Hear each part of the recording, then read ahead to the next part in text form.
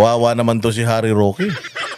Si Harry Roque sinampahan na ng DOJ ng kasong human trafficking, qualified human trafficking. Naku po, no bail ito. Sige, panoorin nga natin to.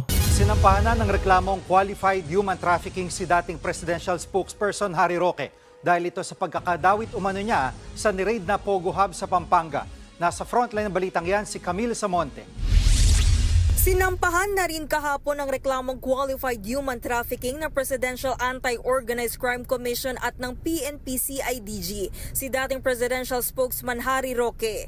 Kaugnay ito sa pagkakadawit niya sa niraid na Pogo Hub na Lucky South 99 sa Porac, Pampanga noong. Take note ha, take note.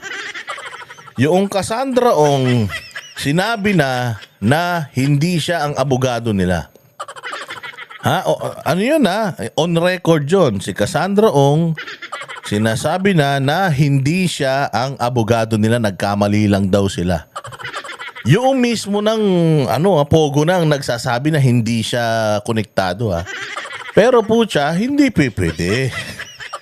Hindi pwede. Kailangan konektado ka. Kasi nga, pag kinonect ka namin, konektado ka kay Duterte. At saka isa pa, ikaw nagkalat ng video ng pulburon eh. Kaya hindi pwede. Kailangan masampahan ka ng kaso. Utos eh. Hunyo.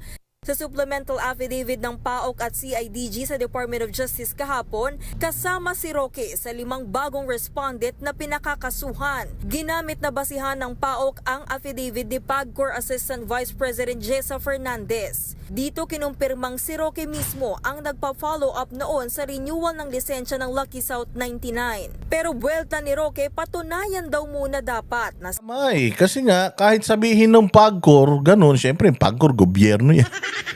Sino bang nagpapasweldo sa PAGCOR? Malacanang. Syempre, sinabi na nga nung akusado, hindi kilala yan, hindi kasali yan. Nagkamali lang kami, hindi yan. Ewan ko, ang gulo-gulo talaga ng Pilipinas. Ayoko na dito. Punta na ako ng Zimbabwe. sangkot talaga siya sa human trafficking sa Pogo. Lalo't dati na rin niyang itinanggi na abogado siya ng Lucky South 99. Sinamahan niya lang daw noon si Cassie Ong sa meeting sa PAGCOR. Si Ong ang kinatawan ng Lucky South noon na nagkataong ng... Takin mo ha, testimonial na naman. Sinabi lang niya, oo siya nagpa-follow up. Anong prueba mo? Wala, basta maniwala ka sa akin. Ito na mismo nagsasabi yung Cassandra Ong, hindi yan. Mali yan, hindi po yan. Hindi ko abogado yan, hindi namin abogado yan. Oo, wala, hindi totoo. Tangina, tingnan mo naman. Tinuluyan pa rin nila. Anong ibig sabihin nun? Whether you like it or not, pumunta ka dyan o hindi, sumagot ka o hindi, sa sinabi nilang damay ka, damay ka. Nangungupahan naman sa kliyente ni Roque na Whirlwind Corporation. Po na walang kahit sinong nagrereklamo na rinecruit ko sila, na pinilit ko silang magtrabaho. Wala pong ganyang... Kasi yung qualified human trafficking, yung po tayo na pinagtatrabaho mo yung mga tao ng ano yun? Yung labag sa kalooban nila, sinasaktan mo yung tao. Labag sa kalooban nila yung kanilang pinaggagawa doon at pinosas mo, hindi mo pinalabas. Yung mga human trafficking, yung hindi mo sinweldohan. Pinagtrabaho mo, walang sweldo, ginugulpi mo pa. Tapos, hindi mo tinatrato ng maayos. Yun po, yan yung mga human abuse at saka human trafficking. Wala ngang pogo. Wala ngang pogo to si Harry Roque. Kung halimbawa man, let's say for example, nag-aabogado siya sa mga Chinese. O anong ibig sabihin nun? Trabaho ng abogado na mag-abogado. Diba? Kung sabihin na nga natin totoo na nag-aabogado siya sa mga Chinese, tayo na karapatan ng mga Chinese na mag-abogado eh. Para pala kayong si Torre. Si Torre, abogado ni Pastor Apollo Kibuloy si Torion. Siyempre si Attorney Torion, sa lahat ng makakaya niya, puprotektahan niya yung kanyang kliyente. Kasi trabaho ng abogado yun, tapos sasampahan mo ng kaso si Torion ng sedition. Saan ka naman?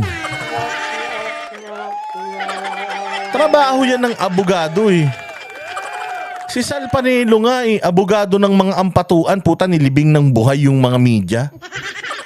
Kinuha ni Sal Panelo yung kaso na yun kasi wala nang abogadong tumatanggap nung kaso nila. Imagine mo kung gaano kalaking pera ibabayad sa iyo yun para lang maging abogado ka nila. Hindi naman importante may panalo mo, hindi. Basta ang importante, meron kang kitain kasi yan ang trabaho ng abogado. Kahit kriminal, aabogaduhin niya. Kahit anong trabaho niyan, drug lord yan, magnanakaw yan, o kung ano man yan, trabaho ng isang abogado na proteksyonan ang kanyang kliyente, whether ang kliyente niya ay may sala o wala.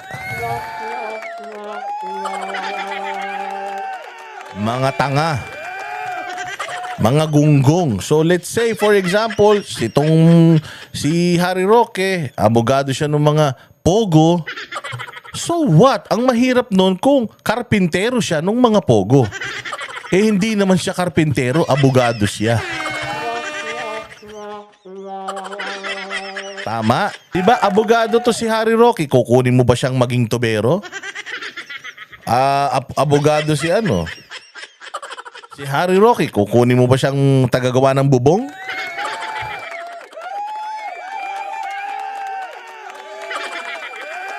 Oh, syempre, abogado siya, magiging abogado siya. Kung halimbawa man, abogado siya ni Cassandra Ong, ano ngayon? Tangina, abogado ako eh. Kliyente yan eh. Ba't ko tatanggihan kung magbabayad ng malaki yan?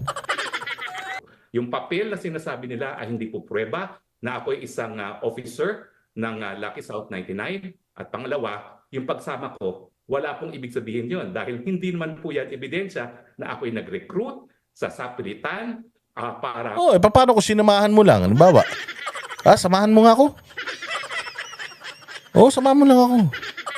Saan ka punta? Diyan lang sa may tindahan. Pasok lang ako sa loob. Doon ka lang sa labas. Tayin mo lang ako lumabas, ha? Wala ka talagang alam. Sige. Ano ba? Soft drinks ka pa. Tayo na, lumabas na tong kaibigan mo. So wala kang kaalam-alam sa ginawa niya. Lakad kayo. Tayo na, may pinatay na pala siya sa loob. Nagnakaw pa siya. Wala kang kaalam-alam. Tayo na, papayag ka, makulong ka.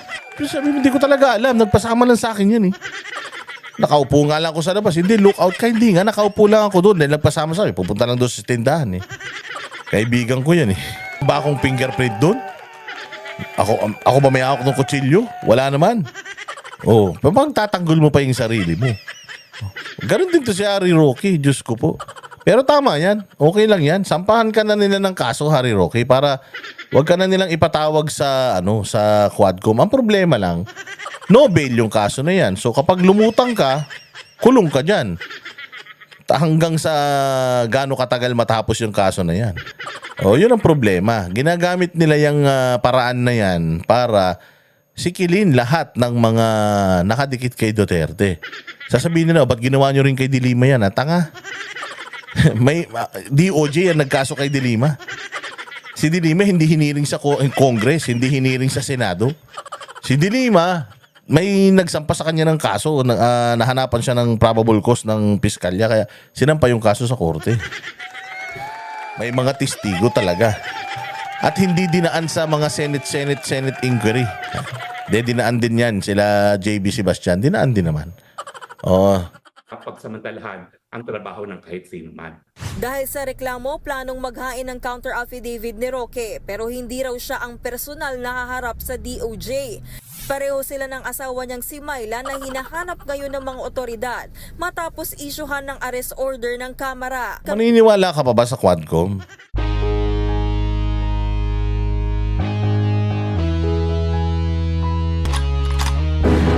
Yan ang Panatero, walang inuurungan. Pag tama palakpakan, pag mali ay babanatan. Yan ang Banateros, boses ng order.